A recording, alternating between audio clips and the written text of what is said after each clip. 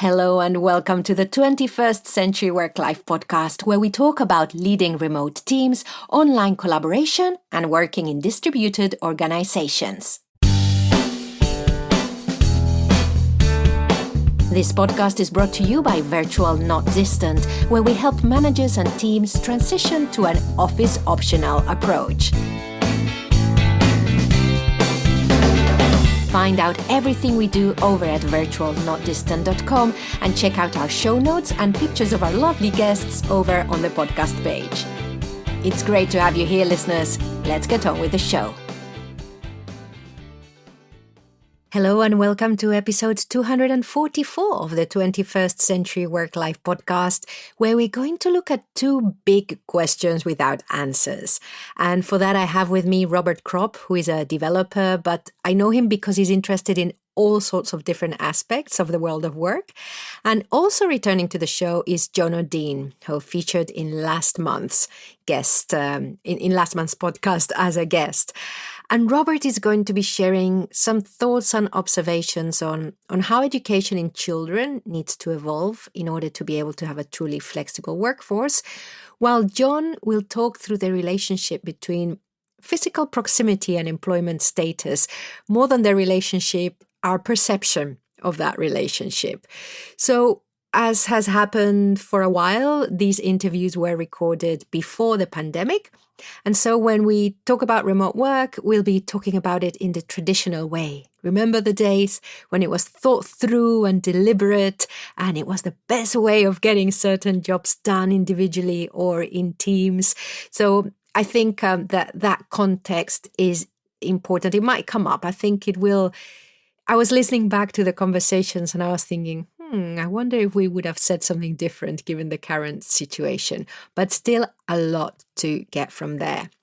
So before we move on to the conversations, if we haven't met before, welcome. My name is Pilar Orti. I'm the director of Virtual Not Distant. And in this show, we mix different types of episodes. We have a concept or practice driven. So I've had a series of solo shows on visible teamwork. And in those kind of episodes, we talk about specific ways of collaborating online or leading remote teams. Then we also have one episode a month, which is a What's Going On episode, where Maya and I comment on recent news. And then we have the broader topic-focused episodes, like this one, where we ask ourselves some philosophic questions. And sometimes, like in today's episodes, they have no clear answers. So we mix the format. If you're a regular listener, welcome back. Delighted to be here with you. And I just wanted to let you know that we're going to go back to a fortnightly schedule. So we'll appear in your podcast app every other week for a bit, which is what we were doing at the end of 2019 before the wonderful Shield Geo joined us for a connection and disconnection series. And then we went weekly. We're going back to once every 2 weeks for a while now. You can find the show notes in your app or over at virtualnotdistant.com in the podcast page. And you can sign up there for our monthly newsletter with reading and listening recommendations. That's the housekeeping. Let's move on to these two questions without answers.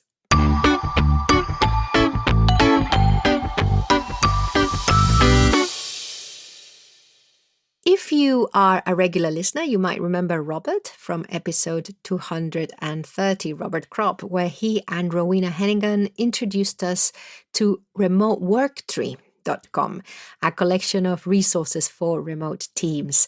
And we've also shared some of Robert's articles in our What's Going On episodes because Robert loves to go deep into a topic, so I highly recommend his writing. He is a developer by trade, but he is interested in all sorts of different aspects of the world of work, like remote work, digital nomadism, co-working, and indeed, he was in a co-working space in Barcelona when we recorded this. And it was actually during a coffee conversation online, that's all the coffees that I have, not just during Corona, but normally. I had a coffee with Robert and he mentioned that he was working on a project around education, just something he was exploring. And I thought, well, that's interesting because if we want to move into a world of work that can be flexible, we need to be learning differently from a very young age. And I'm not talking about what's happened during COVID when, as well as the workforce, the schools have also been thrown online and they've just managed as best as they could and done the same thing as we've done online, which is transport all the practices online without reshifting and redesigning them. This was not the time to reinvent education, but maybe it is time to think about reinventing education and to taking that more seriously. Because talking from a very Western perspective, I grew up in Spain, but in a British school. And so I've had a very, what I would call a traditional education in a school. And there are alternative ways, but in general, we're pretty much following the same kind of education patterns and ways of learning together that we've been doing for years. And yet now we're trying to innovate in the world of work. So the shift in mindset is huge as to how we operate with others. So I really think, I think it's time to rethink education as well. So if we want to move into a world of work which is more flexible, which can be location independent, where we can create great stuff with others regardless of geographical boundaries, it's probably not enough to start thinking about this once we are adults, is it? No, not at all. And I actually was thinking about this the other day. It's like I think it's actually more challenging the older we get because ultimately we, over time, like throughout our lifetime, we develop our own, whether we call them biases or let's just say previous history and experience. If we get used to working in an office, that's just what we do. And but if we're used to a different way of collaborating and working together, then the normality changes. Our skill sets are different. And I think earlier can definitely be a major improvement on that. Mm-hmm. Do I take it that you've been working with someone looking at how to, what needs to happen in education at an early age to start to prepare, I would say, society for something like this? The question, as you know, is complicated, but I think it really starts with looking at how we educate ourselves over our lifetime, but also how we structure the way we look at education. I guess without going into a history lesson, like the way that I've seen, and we've been working on this concept for a little while, is that a lot of education standards and approaches have really come out of longer, 100 years ago, industrial age, and we really progressed, along that path. But what we're looking at now is we don't need this, okay, all this 100 hard skills that we're going to have for our entire life, and this we're never going to have to learn anything else, and this is just what we need. What we're really focusing on right now is what are those, soft skills. Some people kind of react to that that phrase a little bit, but what are the soft skills that allow you to learn something new, or to allow you to look at a situation and maybe even look at yourself and think, am I doing this correctly? I actually had a conversation recently with a guy in England as well, and his wife is a kindergartner teacher, and they, like third grade kindergartner, or no, I think it was kindergartners, they actually went and started learning about emotional intelligence. I know people that are much older than me, and including myself, that are very challenged by that idea. But ultimately, a lot of the skill sets of remote work lean extremely heavily on being able to understand yourself, understand others without some of these cues that we would naturally have if we were face to face or right next to each other. So do you think it's a question of starting to introduce a more holistic approach as to how we see ourselves and how we interact with others since from a young age?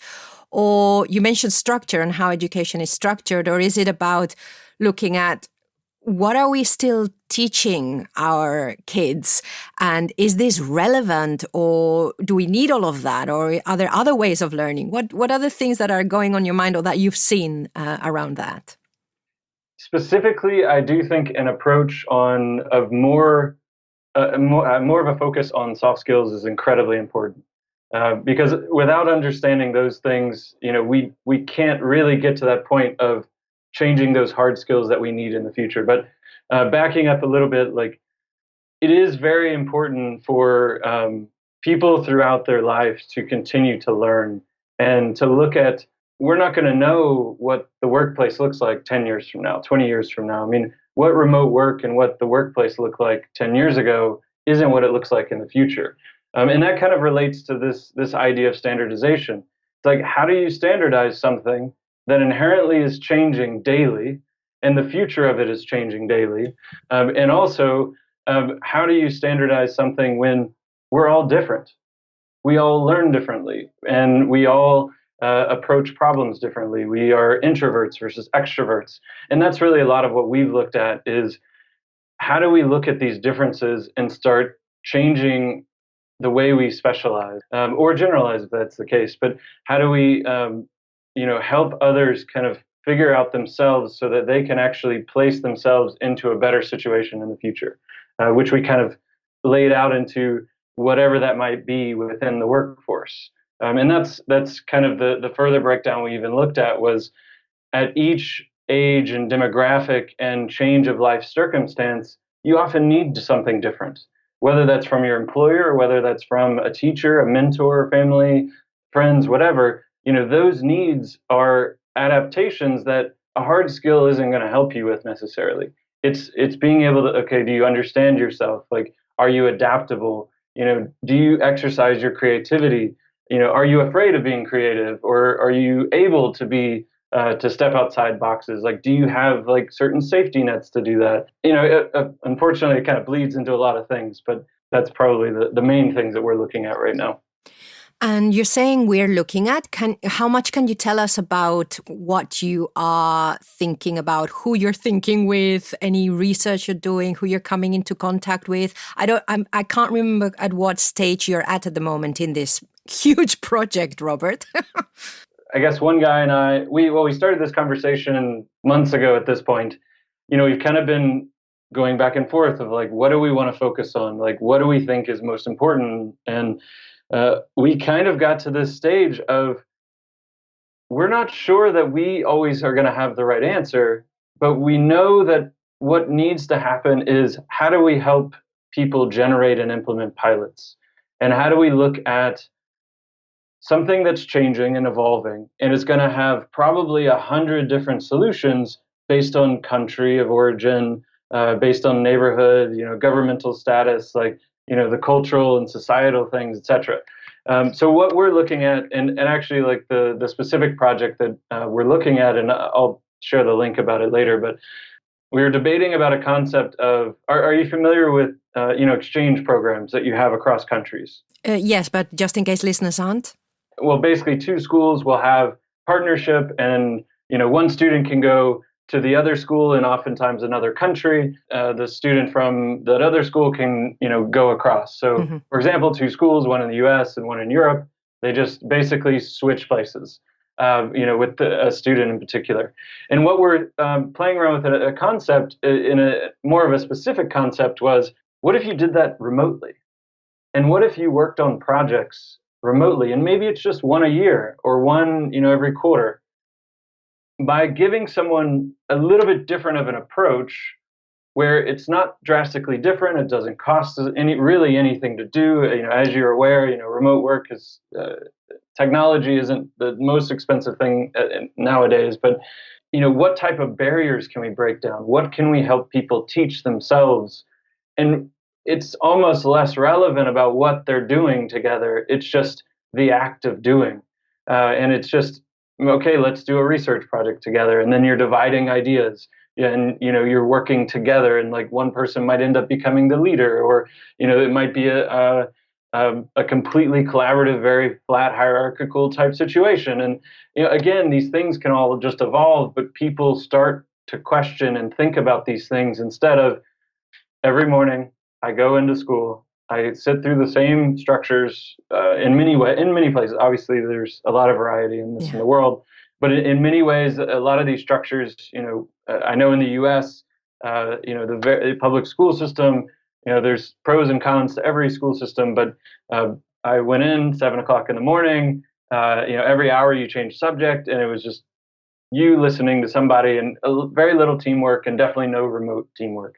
And that's changing a bit, but still, what happens when you start breaking the barriers of multicultural?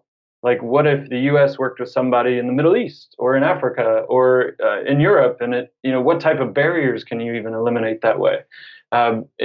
Because it's remote work is not just about changing the way we collaborate. It also can bring down some of the walls that have naturally been put up around us.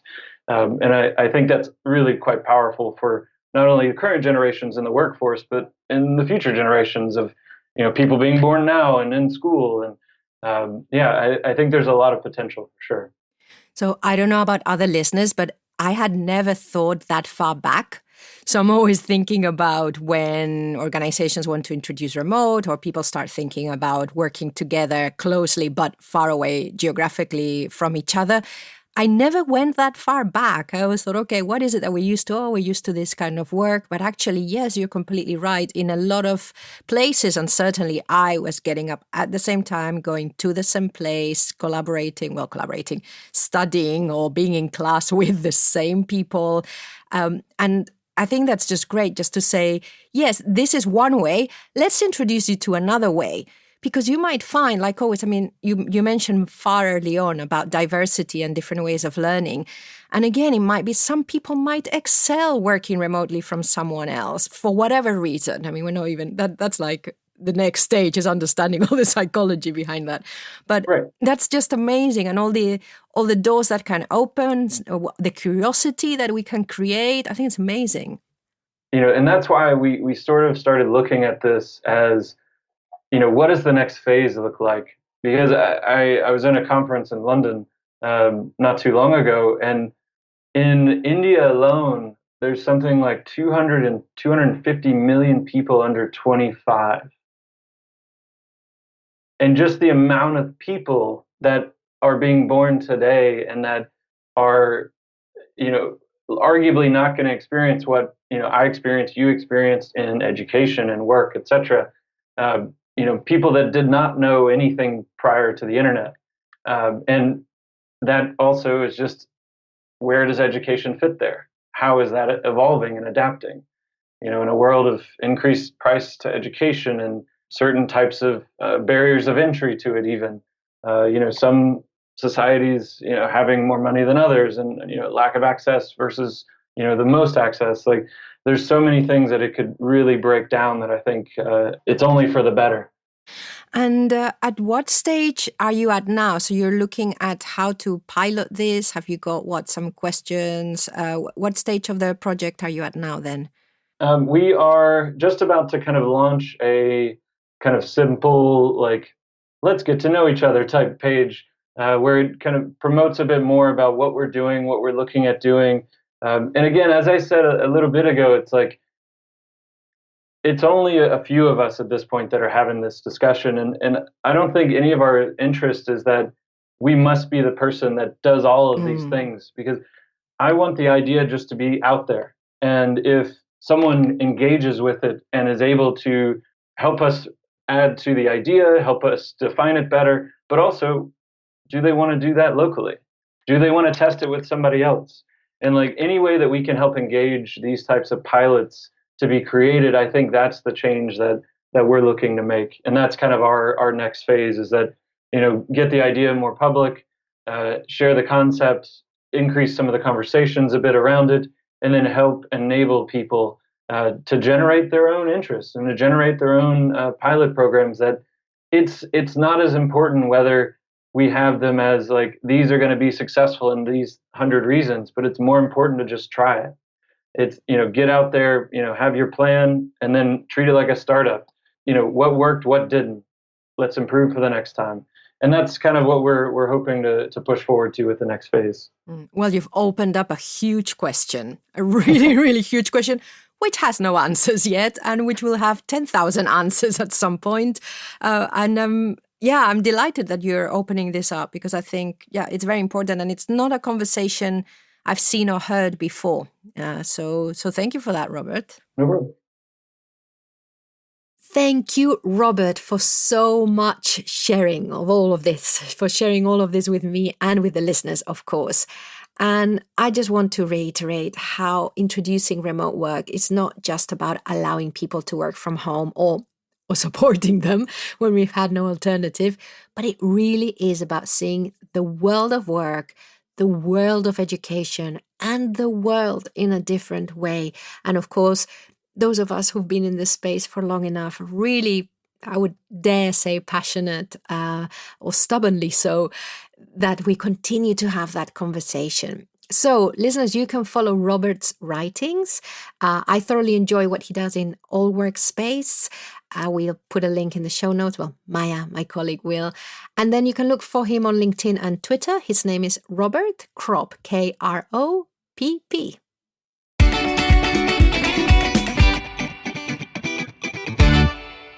And another big question. Will we continue relating physical proximity to employment status? Are those who are working with us, do they feel more like full-time than the people who are away from us? Or, again, that was a conversation we had back a while ago, but thinking about where we are now in July 2020, with many people working from home, will we relate physical proximity to status? Because what I'm seeing is that some of the first knowledge workers going back to the office are indeed those in the most senior posts. So even when we've all experienced working from home and we've been successful to varying degrees, who's the first who's going to go back to the office? So what about physical proximity and organizational status? But that's another big question, and I invite listeners to share their thoughts on that. Pilar at virtualnotdistant.com. That's PILAR at virtualnotdistant.com. So we'll leave that one to one side because that's not the one that Jonah Dean and I tackled. Well, he tackled it. I just nodded.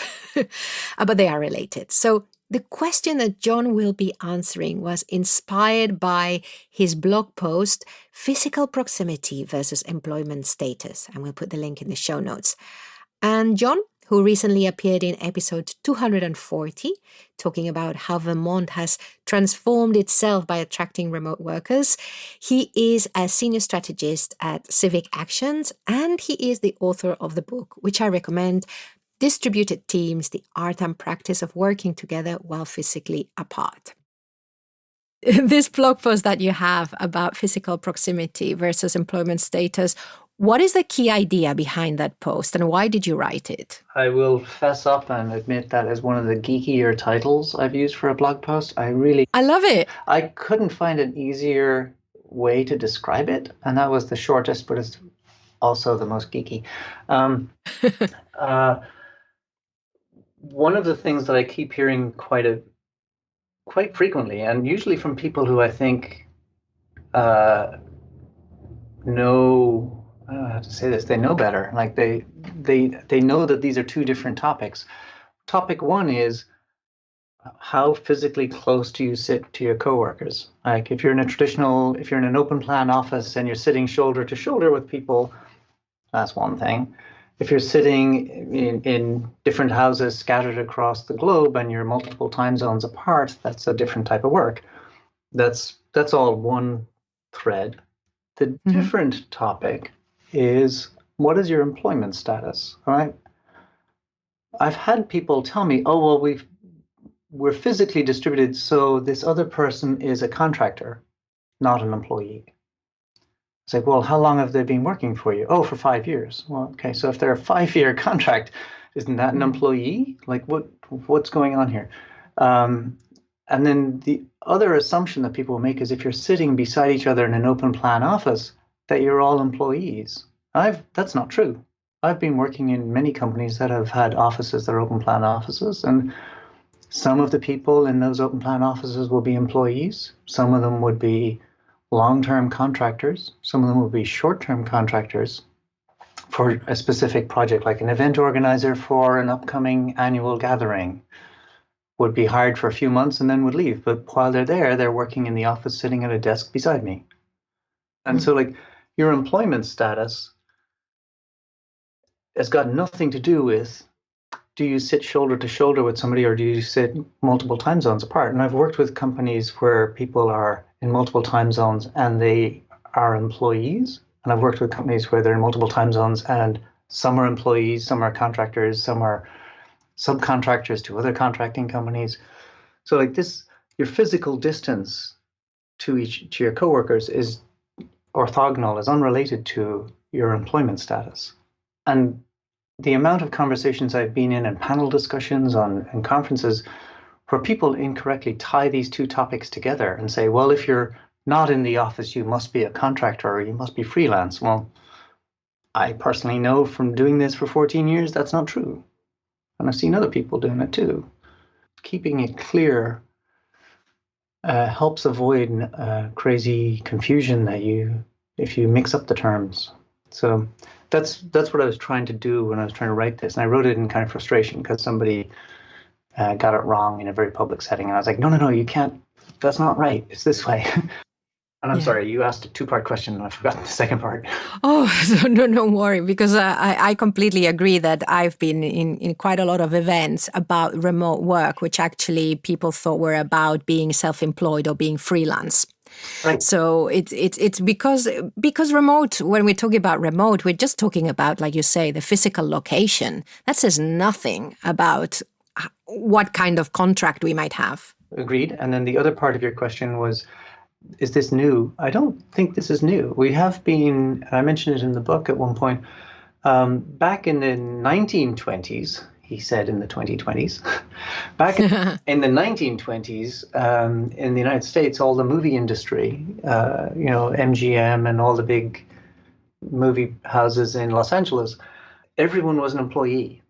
Like the people who did logistics, the cameramen, the special effects people, the stunt drivers, all of them were employees of that one company. The artists, the leading actor, actresses, all of them, all were employees of that particular company. That's changed now. Now those, over the last 50 years or so, now those movie companies are really movie production companies and they subcontract out everything. So even a big special effects science fiction, whether you're, Lord of the Rings or Star Wars or any of these kind of things, different scenes of special effects are done by different subcontracting special effects companies. People, the event organizers, people who do payroll, the people who do medical insurance, perimeter security, they're all subcontractors. They're not employees of the main company. The main company is a movie production company which has a giant checklist and knows how to make sure that the movie actually gets made all the way to the end and actually ends up in cinemas, and they have all the legal stuff there. So that transition's been going on for a long time. And it's very common for people nowadays to talk about gig work or onshoring or offshoring and part-time contract work and things like that. But we've been trending towards this for decades. Like the idea of a job for life sort of went away in the 80s sometime. And this is relevant because the people who are now in the workforce in the United States in 2016, millennials became the largest segment of the workforce in the United States. So they all grew up thinking that, iPhones always existed, high-speed internet and free streaming video on your smartphone was the thing. It was always there. They are the biggest segment of the workforce in the United States now. And sometime later this year or early 2021, the generation that comes after them, known as Gen Z, will become the second biggest segment of the workforce. And for both of these categories of people, there has never been a job for life. Every job is a 1 or 2 year job. They're less interested in moving to relocate for a job because they know they're not going to stay there. And they've grown up their entire social life online on video calls and talking to friends online. That's naturally normal for them. So the idea of having to go into a physical building to sit and look at a black plastic speakerphone on a table makes no sense. It doesn't make sense to me either, but it doesn't make sense to them. Why would you relocate to move there and do that? So this is, the whole concept that someone says, here, you're now an employee of our company and you can work here forever. What's your 5-year career plan? Everyone will look at you funny because they're like, my only plan is to not be here in 5 years. I don't know what I will be doing, but I won't be here. So that's changing the social contract across the board. And whether we call things contract work or freelance work or free agent or per project employee, sort of doesn't matter.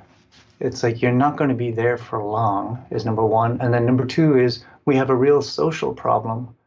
How do people get benefits around things like retirement and pension and healthcare and sick leave and workforce training? Those are actual real social problems that are fallout from the change to having no job for life in the 80s. And society is wrestling with this right now. And you can see this in political debates and in like kitchen table discussions at home all over the world. Yeah, the world, I feel like the world of work and the world of laws and the world of social care, and they're not evolving at the same time, and the problems that are occurring because of how the world of work is moving, they're unexpected, like you were saying in another conversation, they're unprecedented also. So, and it all goes, it is very interesting times. Yeah. And you can see other countries as well, like you see developing countries where they're trying to recreate what was, international aid and development comes to them, and sort of like on a bigger scale of local economic development people. Now you get large international organizations going into a country and saying, hey, we'll give you X number of $1 billion to build office buildings, and then you can build suburbs outside of town, and you can create this super commuter hell that we have in many countries. You too can have this unhappy situation. It's like, oh no, but again, they're doing what they have always been doing, and they're trying to catch up to the new reality of that's not how people are working, and that's not the social contract we have anymore. So maybe that style of urban planning that we started after World War II, maybe that style of urban planning no longer makes sense. So maybe we go back to a different style of urban planning that we used to have. We've changed how we've designed cities a few times over the last few hundred years. And I think this is part of what we're doing here too. Well, listeners, I wonder whether if we'd had this conversation post-COVID, whether it would have been different, or whether as the hybrid model evolves and we get used to different ways of working, we'll still be coming across these same points of view. I would love to hear what you think, and I will pass on any comments to John. And indeed, if anything that Robert said, I will pass them on to him. But do listen back to episode 240 on socioeconomic change, where John told us about Vermont, and look out for John on social media. His name is John O'Dean, which is O''DUINN, and he's the author of Distributed Teams, the art and practice of working together while physically apart. And that's all for today, dear listeners. If you are a new listener, do check out our past episodes. We have loads of different topics. And for example, if the risk of loneliness in your remote workforce is of concern to you, we have a whole series of 7 episodes which tackle the topic with a range of guests. The first one started on 6th February 2020, episode 221. And this was created in partnership with Shield Geo, Miss Brie and Tim. And they brought in so many voices, some regular guests to the show, some new ones. It's a really amazing series. And we have lots of other topics too, of course. Remember that we can help you to adopt visible teamwork practices in your team and organization. We're mainly talking about asynchronous communication, so not being online at the same time all the time. And we can even help you create an in-house podcast to maintain that important sense of belonging across your organization. So any thoughts, I would love to hear about you. If you have any big questions without answers you would like to send through, that would be great. You can email me directly, pilar@virtualnotdistant.com, or connect on LinkedIn or Twitter. My name is Pilar Orti. Thank you very much for listening. Thank you, Robert and John, for today. And indeed, thank you every single guest that has stopped by, from whom I am learning loads. And listeners, thank you for staying with us.